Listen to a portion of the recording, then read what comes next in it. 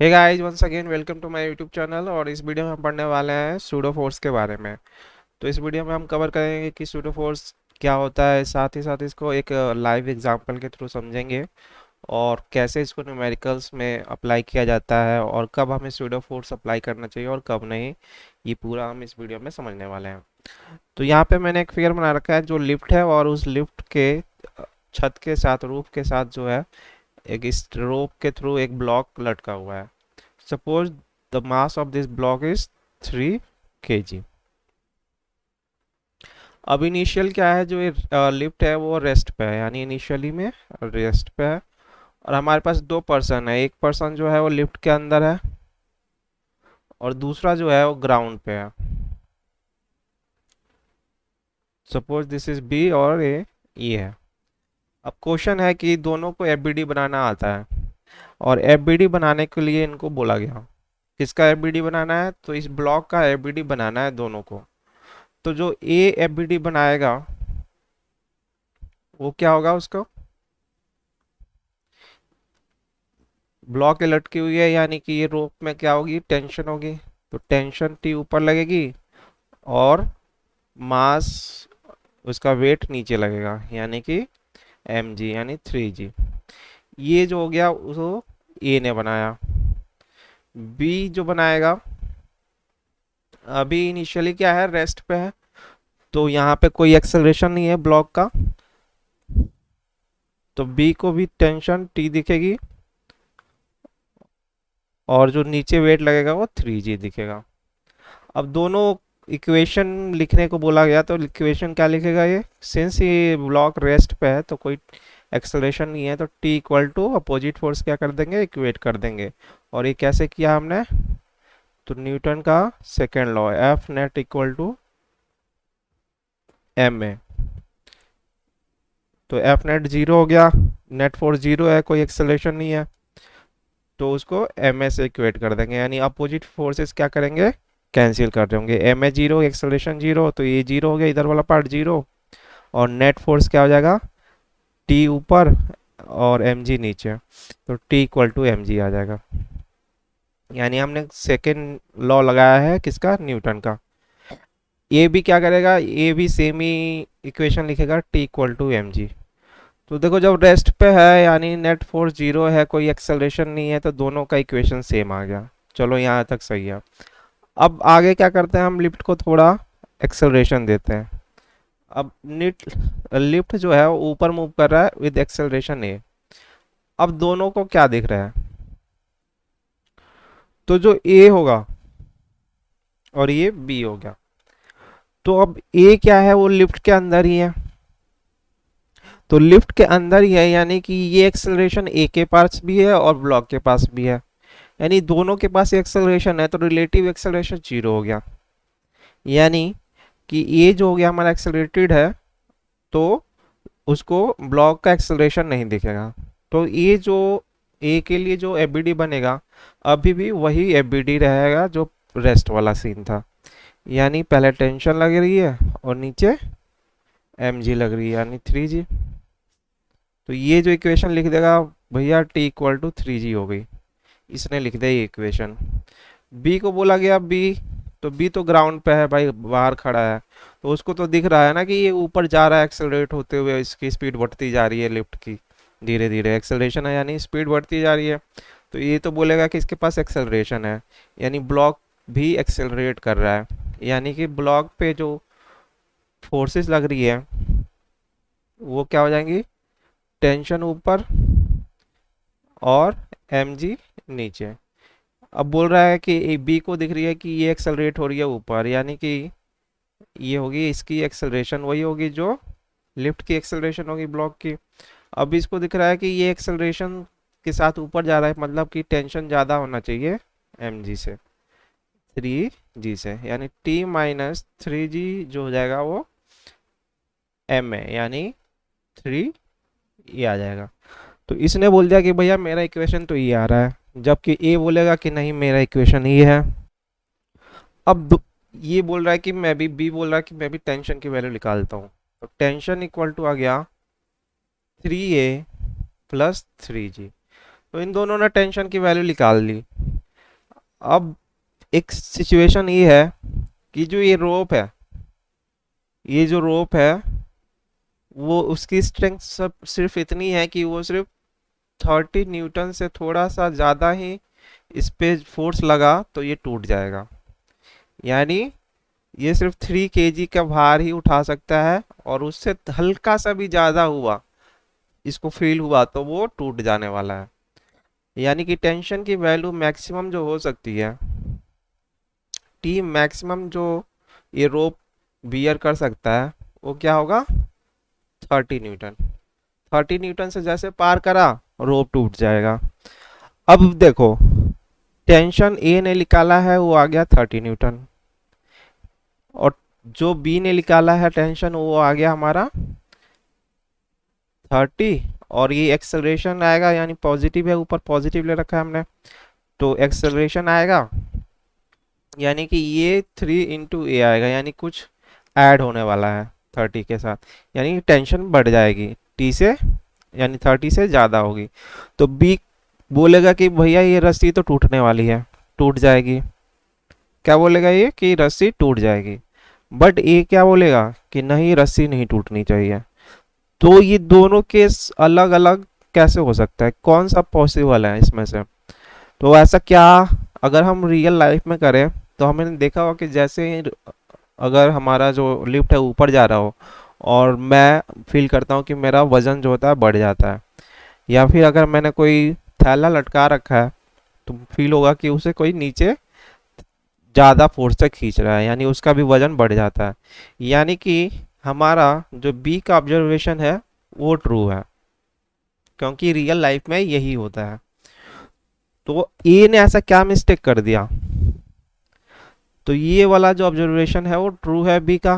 तो ए का ऑब्जर्वेशन बोल रहा है कि जो न्यूटन, ये टी इक्वल टू 30 न्यूटन है, ये गलत है। तो ऐसा क्या हो गया कि जो ए का ऑब्जर्वेशन जो हुआ, जो इक्वेशन था वो गलत हो गया। यहाँ पे हमें ये समझना इंपॉर्टेंट है।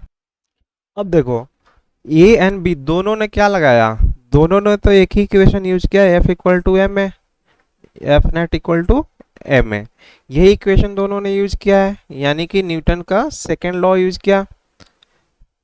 तो क्या ए ने गलत तरीके से लगाया, यानी कुछ मिस्टेक कर दिया सेकेंड लॉ में, जबकि बी ने सही से लगाया है, ऐसा क्या रीजन है। तो ए का, अब देखो बी क्या था, हमारा स्टेशनरी था, रुका हुआ था, जबकि ये क्या है, एक्सेलरेटेड है। तो अगर हमारा जो ए और बी क्या हुआ, फ्रेम हुआ, यानी रिफरेंस पॉइंट हो गया, जो रिफरेंस हम ले रहे हैं वही है दोनों। तो ए जो है हमारा एक्सेलरेटेड फ्रेम हो गया, रिफरेंस हो गया, जबकि बी जो हो गया वो रेस्ट फ्रेम हो गया। तो न्यूटन्स लॉ दोनों ने लगाया है। तो जो स्टेशनरी वाले ने लगाया है उसने तो सही लगाया, क्योंकि रियल लाइफ में यही होता है, जबकि जो एक्सेलरेटेड ने लगाया है उसने गलत लगा दिया। तो इसको सही कैसे किया जाए, यानी कि अगर एक्सेलरेटेड फ्रेम है तो हमारा न्यूटन्स लॉ क्या हो गया, ये गलत तरीके से एप्लीकेबल हो गया, यानी कि एप्लीकेबल नहीं होगा। तो जब भी एक्सेलरेशन हो रहा हो, रिफरेंस एक्सेलरेटेड हो, तो वहाँ पे न्यूटन्स लॉ एप्लीकेबल नहीं होते, क्योंकि वहाँ से गलत रिजल्ट आता है, लाइक हमने ए में देखा। तो एप्लीकेबल नहीं होता, तो इसको एप्लीकेबल बनाने के लिए हम क्या करना पड़ेगा, तो हमारे पास आता है एक सूडो फोर्स नाम का चीज़, और उसको हम लगाते हैं सो डैट कि हमारा न्यूटन्स लॉ के जो फॉर्मूले हैं वो सही से एप्लीकेबल हो जाए when acceleration, when reference is accelerated, यानी कि जो ऑब्जर्वर है वो एक्सेलरेटेड होगा तो हमें सूडो फोर्स लगानी ही पड़ेगी, वरना इस तरीके की गलती आएगी।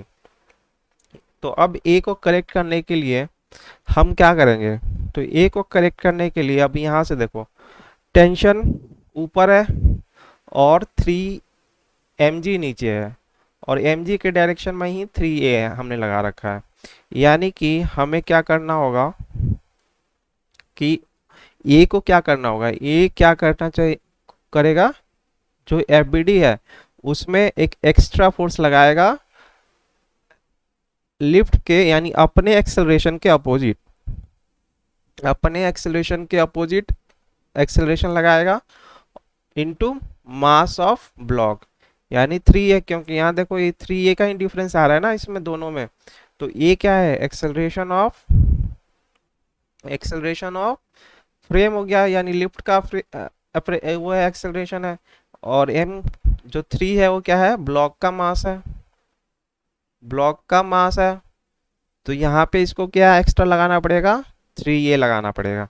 और 3a क्या है, that is called pseudo force. That इसका मैग्नीट्यूड क्या हुआ, मास ऑफ ब्लॉक, जिसका भी हम एफबीडी बना रहे हैं, मास of object into acceleration of frame, यानी जो हमारा ऑब्जर्वर है उसका एक्सेलरेशन। तो यहाँ पे ऑब्जर्वर कौन है, तो ए का एक्सेलरेशन, और ए कहाँ पे है, लिफ्ट में, यानी लिफ्ट का एक्सेलरेशन हो जाएगा। तो ये हमारा मैग्नीट्यूड लगाना पड़ेगा, ये मैग्नीट्यूड है सूडो फोर्स का जो हमें लगाना पड़ेगा। और डायरेक्शन क्या है, यहाँ से हम देखें तो डायरेक्शन क्या थी, तो जो लिफ्ट की डायरेक्शन है उसके अपोजिट डायरेक्शन में लगाया हमने। लिफ्ट ऊपर जा रही थी तो हमने उसको नीचे के डायरेक्शन में लगाया, यानी कि डायरेक्शन जो होना चाहिए वो ऑपोजिट टू द फ्रेम, यानी जो फ्रेम का मोशन का डायरेक्शन होगा, एक्सेलरेशन का डायरेक्शन होगा, उसके अपोजिट हो गया है।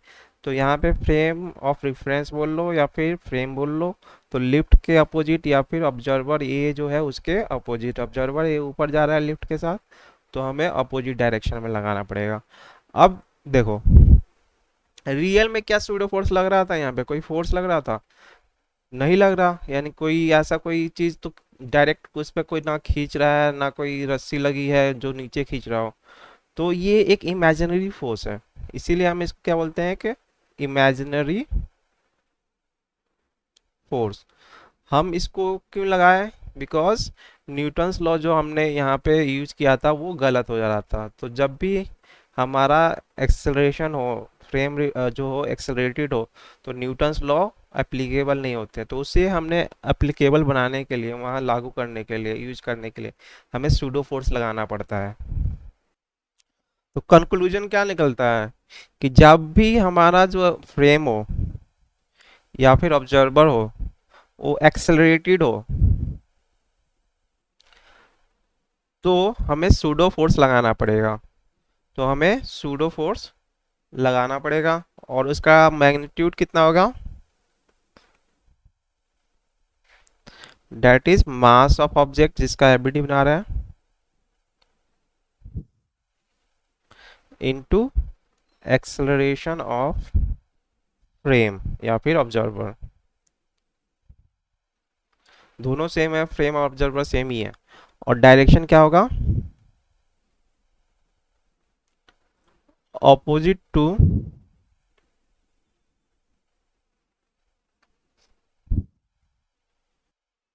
Opposite to direction of opposite to the direction of observer, यानी जो भी ऑब्जर्वर है उसके अपोजिट डायरेक्शन में हमें लगाना पड़ेगा।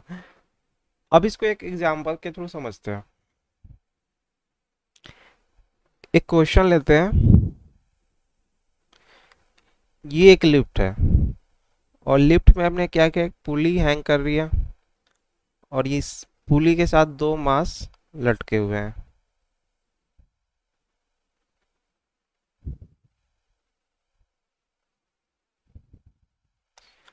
एक का मास जो है इसका 2 kg है, और इसका 1 kg है। अब इनिशियली क्या है, जो पुली है, ये लिफ्ट है एट रेस्ट है। तो हमें पूछा जाए कि एक्सेलरेशन बताओ 2 kg वाले का एंड 1 kg वाले का। तो सिंपल हम क्या करेंगे, जब ये रेस्ट पे है तो हम एफबीडी बनाएंगे। 2 kg का क्या होगा, ऊपर टेंशन, नीचे 2g। 1 kg का नीचे 1g, ऊपर टेंशन। स्ट्रिंग सेम है, ये वाला स्ट्रिंग पूरा दोनों साइड सेम है, तो इस वजह से क्या होगा, टेंशन सेम होगी। तो यहाँ पे जो हमने टेंशन दिखाया है वो टेंशन यहाँ भी दिखा रखा है, यानी दोनों टी टी है। अब 2 kg भारी है तो ऑब्वियस है कि ये नीचे जाएगा, ये ऊपर जाएगा। तो इसका इक्वेशन लिखेंगे तो ये जाएगा टी इक्वल -2g। वही देखो यहाँ पे क्या लगाते हैं, F net equal to M है, बस एक ही फॉर्मूला यूज किया जाता है पूरा का पूरा। तो 2g equal to 2a। First equation हो गया, इससे बनाओगे तो यहाँ पे अच्छा ये अलग होगा, 2g - t होगा क्योंकि नीचे आ रहा है यानी 2g ज़्यादा है। 2g - t, जबकि इस केस में क्या है, ऊपर जा रहा है, तो इसके केस में ऊपर जा रहा है तो ये कितना आ जाएगा, tension -1g equal to 1a। ये आ गया। अब देखो इसको सॉल्व कर लेंगे, सिंपली ऐड कर देते हैं, तो ऐड करते हैं तो 3 आ जाता है, और यहाँ से टी टी कैंसिल, और ये आ गया जी। तो एक्सेलरेशन इक्वल टू आ गया हमारा g/3।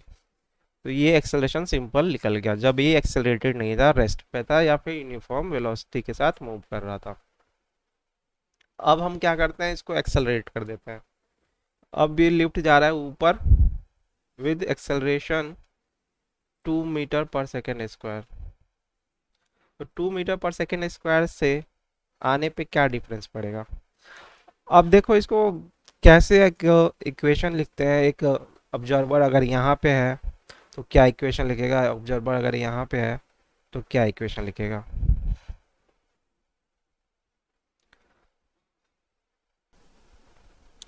ये हमारी लिफ्ट हो गई जो ऊपर जा रही है, और ये पुली है, और ये ब्लॉक हो गए, ये 2 और ये 1 kg का। ऑब्जर्वर अगर ग्राउंड पे है, ग्राउंड वाला हो गया हमारा बी। अब ग्राउंड वाला इक्वेशन क्या लिखेगा। अब सब ये हमें दे रखा है कि ऊपर जा रही है एक्सेलरेशन 2 मीटर/सेकेंड स्क्वायर से, तो इसको सपोज कर लेते हैं ए नॉट है ये। अब देखो ग्राउंड वाले ने मान लिया कि ये जो ब्लॉक है वो नीचे ए के साथ आ रहा है, और ऊपर ये भी, मतलब कि ये वाला ब्लॉक क्या है, एक्सेलरेशन ए है, तो ये नीचे ए के साथ आएगा तो ये ऊपर ए के साथ जाएगा। और प्लस में लिफ्ट का भी अपना एक्सेलरेशन है, तो इन दोनों का कॉम्बिनेशन दिखेगा एक, जो ग्राउंड पे है जो। तो ग्राउंड वाला जो इक्वेशन लिखेगा, एफबीडी बनाएगा क्या, 2 kg का, ऊपर टेंशन नीचे 2g, ऊपर टेंशन नीचे 2g, ये एफबीडी हो गया।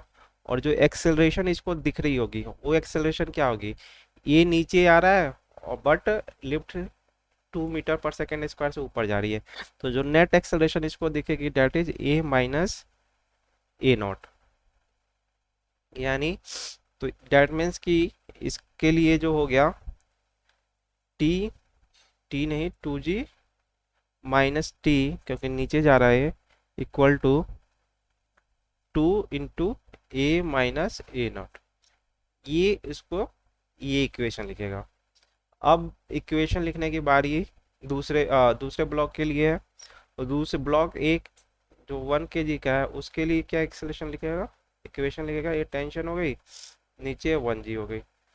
अब ये 2 kg नीचे आ रही है तो 1 kg ऊपर जाएगी, यानी यहाँ पे जो इक्वेशन हो जाएगा t - 1g, t - 1g जो हो जाएगा, t - 1g क्या हो जाएगा, इसका नेट एक्सेलरेशन इसको कितना दिखेगा, ये ब्लॉक जो है ऊपर जा रहेगा ए के साथ, और प्लस में लिफ्ट हुई जा रही है ए नॉट के साथ, तो यानी दोनों सेम डायरेक्शन में, तो ऐड हो जाएगा। तो 1 × a + a0। तो ये इक्वेशन लिखने वाला है जो ग्राउंड पे है, यानी जो ऑब्जर्वर बी है वो लिखेगा ए इक्वेशन, और यहाँ से वो सॉल्व करके निकाल लेगा। तो ये ग्राउंड वाले के लिए था, बट अब ए के लिए चलते हैं, यानी जो लिफ्ट में है वो उसे क्या लिखना है।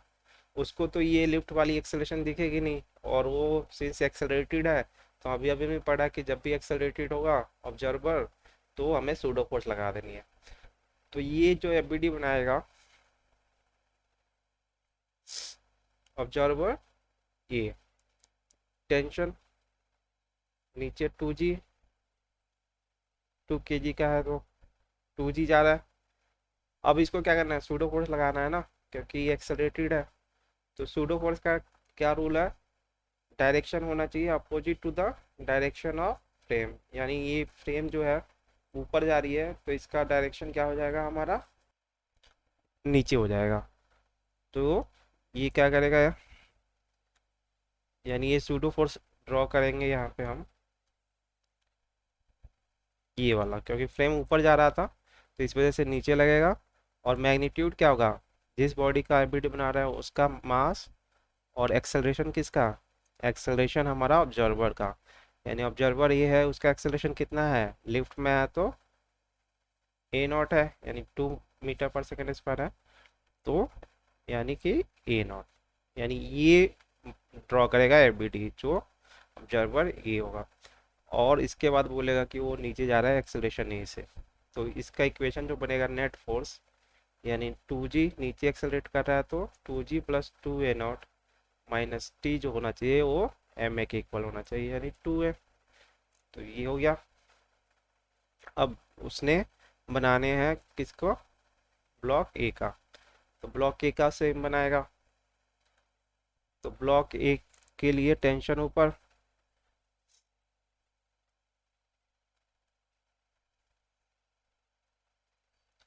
टेंशन ऊपर हो गई एंड 1g नीचे, और सूडो फोर्स लगानी है उसके बाद। तो सूडो फोर्स आ गई हमारी, मास कितनी है 1 है इसकी, और एक्सेलरेशन लिफ्ट का ऑब्जर्वर का ए नॉट, और ये ऊपर जाएगा क्योंकि वो नीचे आ रहा है तो ये ऊपर जाएगा विद एक्सेलरेशन है। तो जो इक्वेशन बन जाएगी हमारी अपनी, वो हो जाएगी, ऊपर जा रहा है तो टी ज़्यादा होना चाहिए, -1g माइनस नॉट 1 नॉट। तो ये हो जाएगा इंटू एम ए। तो मास ए है तो ये बन गया, ये हो गया सेकेंड इक्वेशन। अब देखते हैं क्या फर्स्ट इक्वेशन और सेकेंड जो ए ने बनाया और बी ने बनाया वो सेम है कि अलग अलग है। तो हम क्या करते हैं, थोड़ा चेंज कर लेते हैं, बी ने जो ए ने बनाया है इसको इधर ले जाते हैं। तो 2 कॉमन ले लेते हैं, A minus A not equal to 2g minus T, 2g minus T.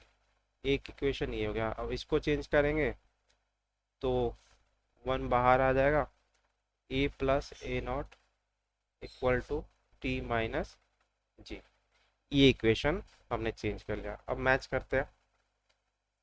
तो पहला इक्वेशन क्या था, पहला इक्वेशन जो बी ने बनाया है 2a - a0 equal to 2g minus T. देखते हैं सेम है क्या, 2 into A minus A not 2g minus T.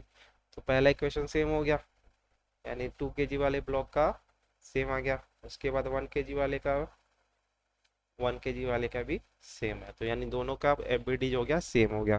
तो यहाँ से समझ में आया होगा कि कैसे हम, ऑब्जर्वर अगर रेस्ट पे होगा तो कैसे बनेगा, और अगर वो एक्सेलरेटेड होगा तो कैसे एबीडी बनेगा। और दोनों सेम जो इक्वेशन आएगी दोनों का सेम इक्वेशन आएगा। ऐसा नहीं कि उसका कुछ और इक्वेशन आना चाहिए और इसका कुछ और, ग्राउंड वाले का कुछ और आना चाहिए। तो ये समझ, आई होप समझ में आया होगा कि कैसे सूडो फोर्स लगाना चाहिए।